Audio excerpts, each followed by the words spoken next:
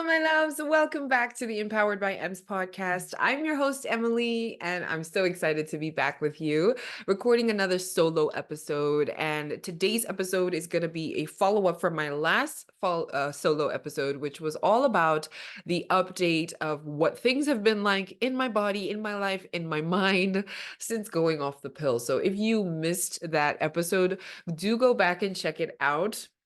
It is quite the share, very honest, very raw. And I would love to hear if any of the things that I share in there resonate with you. And if this is also a journey that you are going on, please reach out because I need sisters. I need sisters to talk to. This is not an easy walk to walk, right?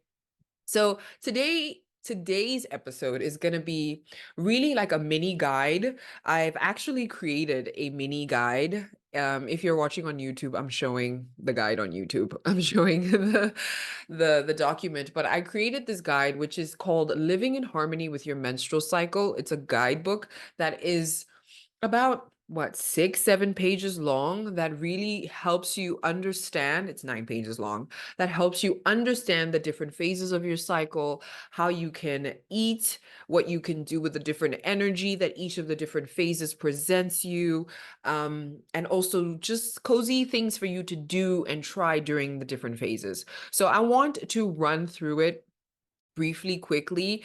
I don't know about you guys, but I feel like I've always heard about my menstrual cycle and the different phases: follicular, luteal, menstrual, ovulation, right? We hear all these things, but it never really freaking fully clicked for me until this year. And also until I started tracking my own cycle, because I felt like without the practical application of you actually using your body as the learning tool, there's a bit of a disconnect.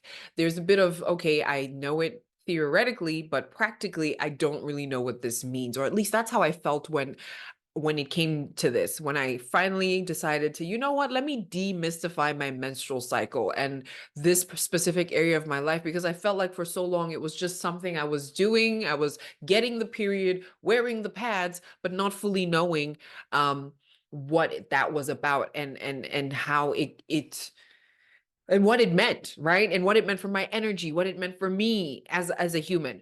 Before I continue, in the previous episode where I was giving you guys an update, I mentioned that I want to touch on the products that we use, which is going to be a key part of this discussion.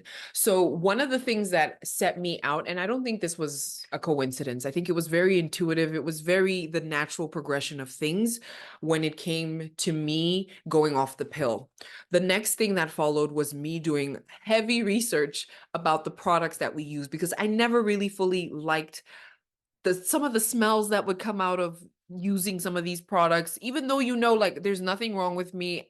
This is a normal bleed. Why does this thing smell like this? Or why does it feel like this? Why am I so hot and sweaty? Why is there irritation? Like all of these things. And eventually, I mean, it didn't take much research to stumble upon some research papers that had been done on the current products that are out in the market, and how they are so filled with synthetic endocrine disrupting chemicals that over time, with prolonged long-term use, which the average woman over her lifetime will use about 11,000 to 15,000 products, whether it's pads or tampons, over her lifetime. And you're also like pretty much in a year, you're wearing pads or tampons for like roughly 80 hours in a year, right? This was just some information that I'm pulling from some of the research papers that I was looking at. And I was like, this is insane. It's an insane amount of time to be wearing products that are not good for you in the long run. These endocrine disrupting chemicals, I can't remember the chemical names off the top of my head right now, but some of them have been linked to causing endometriosis, endomyosis, certain cancers. Um, what's the other thing? Yeah, I think those are some big three that are already like, whoa, holy crap. And one of the things that I also found in my research was this statement that somebody said that just summed it up for me, which was using pads, using synthetic coated products as our menstrual products is basically like sitting on a plastic bottle wrapped in cotton. And I said, "Oh Lord, it's a fire. I don't want any parts of that." Right? So one of the things that I naturally progressed to was looking for an organic alternative for period care. And on the market, there are quite a few options, luckily, which I love for the girlies. I love for us, the menstrual cup, the menstrual disc. These were a lot of options that were out there that are you can find in Discam and Clicks. And also, but what I was looking for, because I was never a tampon girly, so inserting something for me was never something I loved. So to use a menstrual cup is just, it's not on brand for me. I prefer a pad. I'm a pad girly, love it, love it, love it. But now I wanted to use products that I knew in the long term were not causing me harm. Because if you think about it, the vagina is so permeable. It is such a permeable organ. Whatever you just put in its vicinity, it will take in, it will absorb. So to think about the products that we're wearing, that we are sitting on every month for hours and hours and hours, and in some cases inserting into our vaginas for hours and hours and hours on end, it gave me the heebie-jeebies thinking about some of the chemicals that are in the products, the chlorine that is used to bleach them so they look white, which makes no sense because it's 2 seconds and then it's like all covered in blood. Like there was just so much wrong. And at the core of it really was the fact that men were at the helm of the research for these products. Imagine, why are men researching feminine products? It don't make no sense to me. And what makes even less sense to me is the fact that things have not changed right now. Things are not really changing. The big guys out there in the period care industry, the Proctors and Gambles, these guys don't really care. They care about their bottom line and they care more about creating a product, I guess, in the long run that is easier for consumers to consume in terms of affordability and availability. But I am concerned about my health as a consumer. So that set me out on a journey to really explore and find an organic period care brand here that I found. It's called Anna Organic. For those of you who are interested in exploring it, it's available in Clicks. No, I'm lying. It's available in Checkers. And they're often out of stock because they are pretty much the only option, but they don't have night pads. They only have daytime pads, so it's the shorter pads. And there's still some quality things that I'm not fully 100% sold on, in terms of, because I've been using them for a while now, and I'm just like, it could be a little better here and there.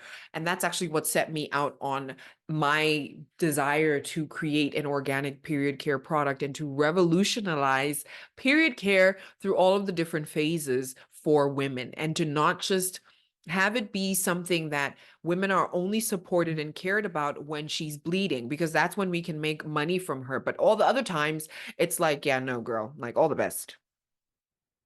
Peace. So that is something that is in the works. I am fully co-creating this with the universe and fully trusting that my vision, my desire will come to fruition to create a brand that supplies organic cotton, hemp, bamboo. Like there's so many materials out there that we can explore that are much better for us in the long term for our use, and also at the same time better for the environment. Because when we look at it, these pads that we use right now, that most of us use right now, they are not biodegradable. They just go and sit in the landfills, the waste fills, and they just sit there, or sometimes they even end up in the oceans. It's just a terrible thing.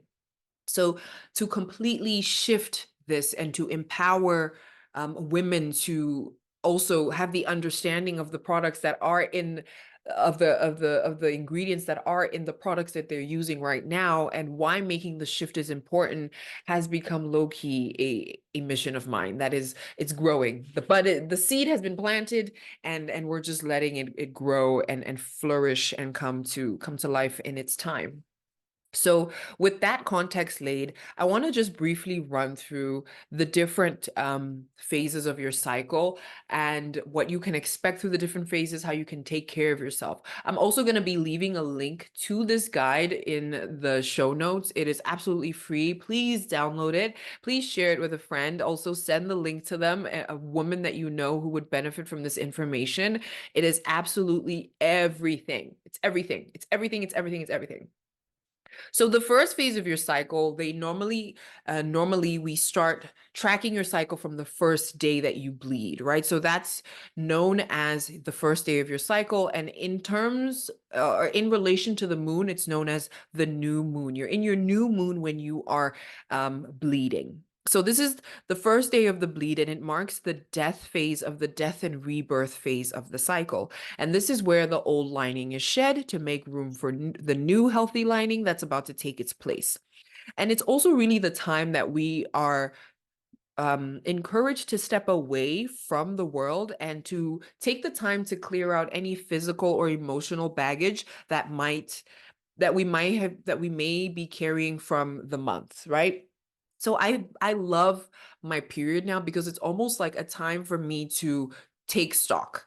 I always tell my husband that we're servicing the tools during that time, but it's really a time for you to almost like reflect. Take that time to reflect when you get your on the first day of your bleed. Well, obviously, depending on your energy, if you're not feeling up to it, maybe do it on the second day, but taking that time on your cycle to reflect on what the month was like for you, what that previous 28 days cycle was like for you.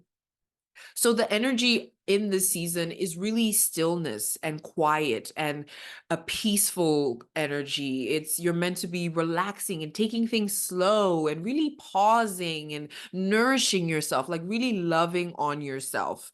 And some cozy things to do during this cycle is to curl up with a good book or a magazine on your sofa, make yourself a nice hot cup of tea or maybe some soup, some broth, like really just, do you feel it? I feel it.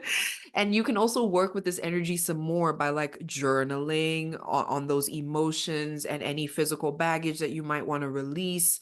Also, taking the time to reflect on what you learned in the past cycle, perhaps sharing your wisdom with close friends. These are some of the things that you can dabble in. And in terms of food that you can eat to support your body in this phase, you can look to berries, to pineapple, to legumes, to dark chocolate, to sardines, to pork, sunflower seeds, mushrooms, pumpkin, butternut, and shellfish. All of these can really support you in this first phase. And in terms of exercise, lots and lots of rest. So it's really, really important that you tune in and you see, do I have the energy to move? Even if it's a walk, do I have the energy for this? Or would I be better off just laying in bed? Right?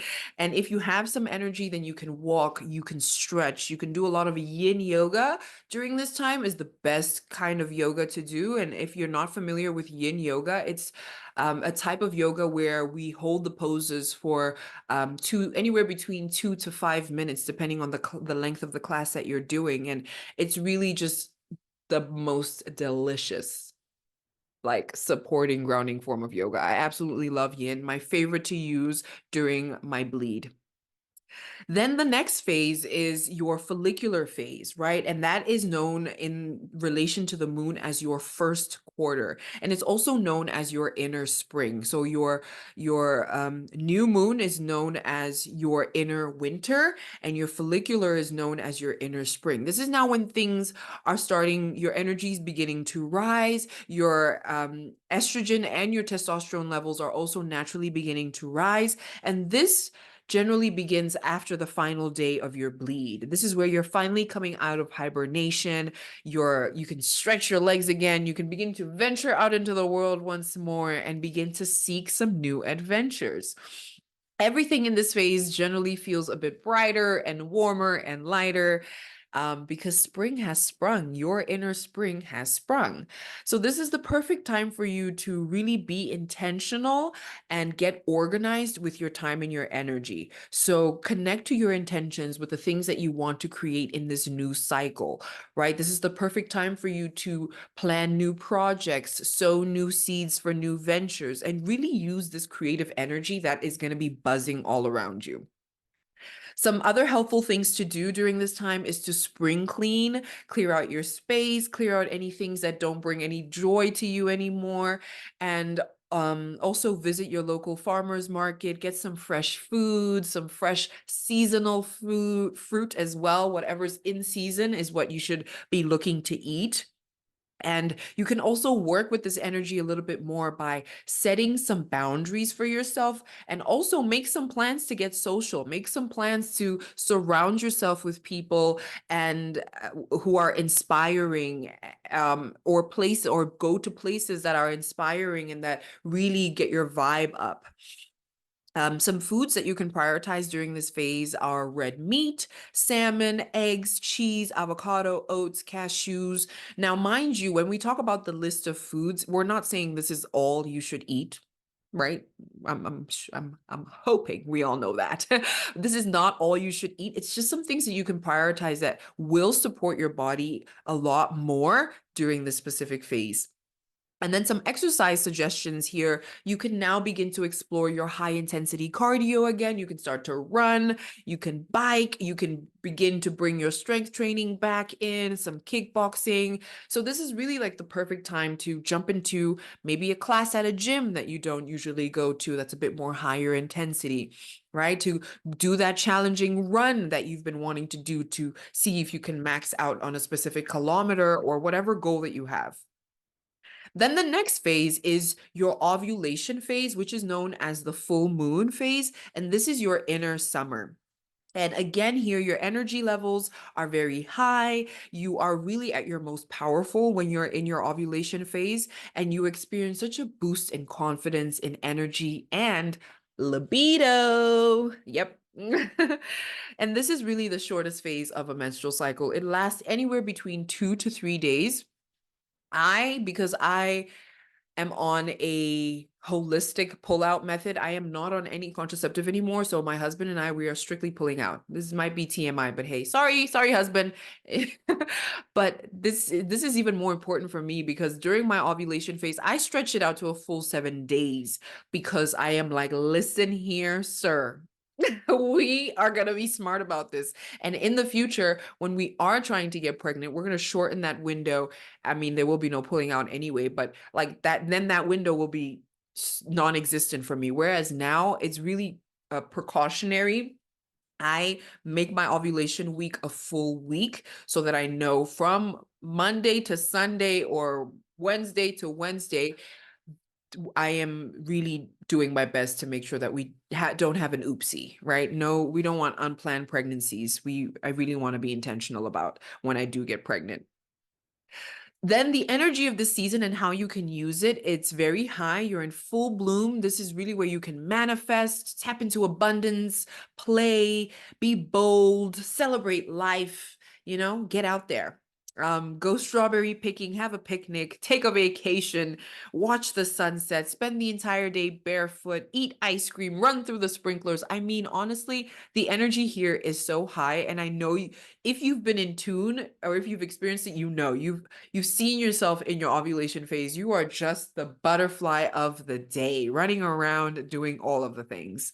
So, another way that you can work with this energy is to really be in nature, prioritize and practice self-care, and say no to certain things say no to the things that you want to say no to, and yes to the things that you want to say yes to. So only the things that you really truly desire. Don't just say yes to things and then find yourself there and your energy's being depleted and you're like, why am I here? Why did I agree to this?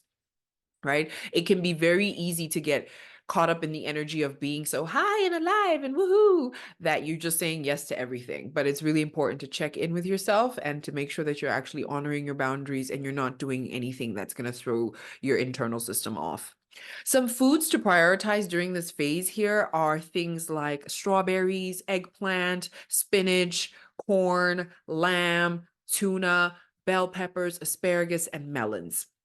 And for things in terms of exercise, continue that strength training tip, keep going. This is really where you can really challenge yourself, hit some PRs, try your strength maxes, like really test your strength during this phase. Also rowing, running, boxing, all of these higher intensity things your body can really handle well during this phase still. And then the last phase is known as your luteal phase, which is also known as the last quarter in relation to the moon. And this is your inner fall. And this is where you are going to begin to experience a dip in energy. During the first half of this luteal phase, though, your energy might still feel like you are in your follicular phase, but towards the end of the luteal phase, it's going to dip. And that's completely normal and okay. And it's important that we are aware of this so we don't drag ourselves for not having energy, right? I've found myself in the past so much like, why don't I have the energy? Oh, I just want to push my workout, my gains. But it's like, no, honey, it is fall. It is inner fall time. It is time for you to begin to slow down, right? This is one of really the main reasons why women suffer so badly from terrible PMS symptoms. It's because we do not honor this phase of our cycle. It's because we continue to push and hustle and go with the same energy that we would like we were in our ovulation phase, like we were in our follicular phase. It's not the same. And it is literally going against your body's natural desire to slow down. So we are so taught to go, go, go, but our bodies are not made to keep up with this. They are really not. We are not men. We do not have a 24-hour cycle. We have a 28-day cycle. And over those 28 days, our hormones range and vary through the different days. So it's so important that we become aware of this and learn to honor ourselves, our minds, our bodies through these different phases. So some nourishing things that you can do during this phase is to take a walk, to explore nature, look at the colors of the trees, bake a pie, enjoy a wonderful bowl of some homemade soup, some broth. This is really the time to basically begin to go inward again, getting ready for your inner winter once more. So some more ways that you can work with this energy is to basically allow your feelings to come up, whatever it is that's alive for you in that phase. Sometimes we feel all sorts of things, so allow them all to express themselves and to come up and allow them to just be and not to run away from them. They are there to teach you and show you something. This will also be the perfect time to engage in shadow work and to see where perhaps you are not necessarily honoring yourself or engaging in activities and habits that are not necessarily aligned with where you are envisioning yourself to go. Make space for yourself to unplug, for you to nourish your mind, for you not to have to be at a social event, right? Really spend time with yourself here and begin to reflect. Again, you're getting ready for your inner winter once more.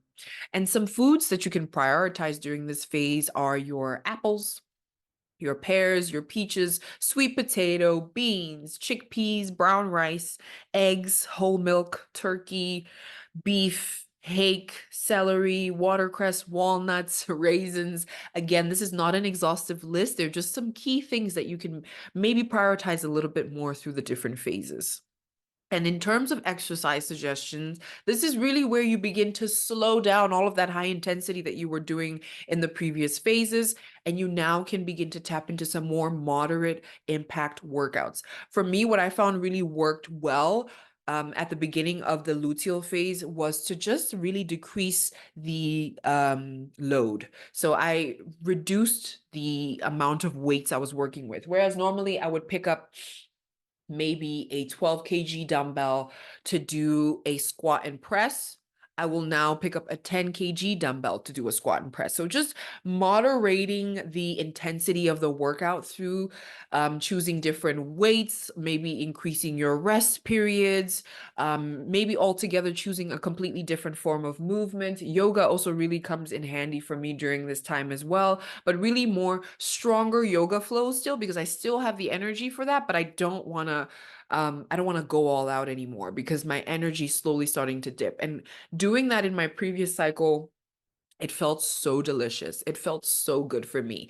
So immediately when I felt my energy starting to dip, I first moderated my weight with the load, right? So I adjusted my weight so I wasn't working with the weights I normally would be.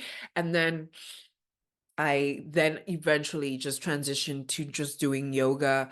First, it was strong yoga flows. I still had the energy for that. And then eventually it turned into just yin yoga for now the time where my inner winter came around.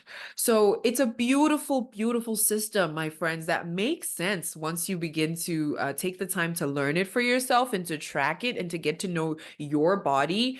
It's an important thing for me to preface the fact that every woman's body is so different, and what my experience is may not necessarily be your experience, but I share this as a source of information, as a source of reference, as a source of hopefully inspiration for you to begin to venture and to get to know yourself in this way. I think it's such a beautiful thing that unfortunately in school they completely missed the ball with teaching us how to truly embrace our menstrual cycle and how empowering it can be when we truly understand what's going on in our bodies, the different phases, and how we can honor ourselves in accordance to them. So, like I mentioned at the beginning of this video, I'm going to drop this cycle tracking guidebook in the show notes. At the end of the guidebook, there is actually an opportunity for you to track your cycle. I give you a cycle tracker there. This is a page that you can print out, and you will be able to just jot down your symptoms, jot down when your cycle started, jot down yeah, your symptoms when your cycle started, and then over time just begin to see a trend, right? And then also at the end of the guidebook, I have access, or I give access to my sacred feminine embodiment workshop. I don't know why it's not allowing me to click, but this is a workshop that I hosted almost now 2 years ago that is really an opportunity for you to tap into and learn about the different feminine archetypes, learn about the importance of embodiment and why it's important for us as feminine beings to feel our feelings and to move them through us, and the different ways that we can do that. It's such a powerful workshop. So I also include that in the guide. So that brings me to the end of the episode. I really, really hope this episode sparked a light in one of you listening, and has inspired you to do a little bit more introspection and self-research, research on the web as well, to really educate and empower yourself about this thing that as a woman will be with you for the rest of your life. And as you transition, then it will be like menopause one day. And that will also be something that you've got to learn how to navigate and really support yourself, your mind, and your body through these different phases of your life, because they're not going anywhere. They're not going anywhere. So, my loves, thank you so much for tuning in. I can't wait for you to dive into the Living in Harmony with Your Menstrual Cycle guidebook. Please let me know if you downloaded and what value or resources you find from moving through the guidebook. I absolutely love, love, love to share this with you guys, and I can't wait to hear all of your feedback and all of the juicy information that you guys are going to discover as you venture and explore and really go on this journey for yourselves. So, my loves, this brings me to the end of the episode. Thank you so much for tuning in to this powerful, important episode. Share this one with a woman in your life that you love and appreciate. I think this is really going to be a powerful episode for a lot of women to get their hands on. So thank you so much for joining me. I will catch you in the next one.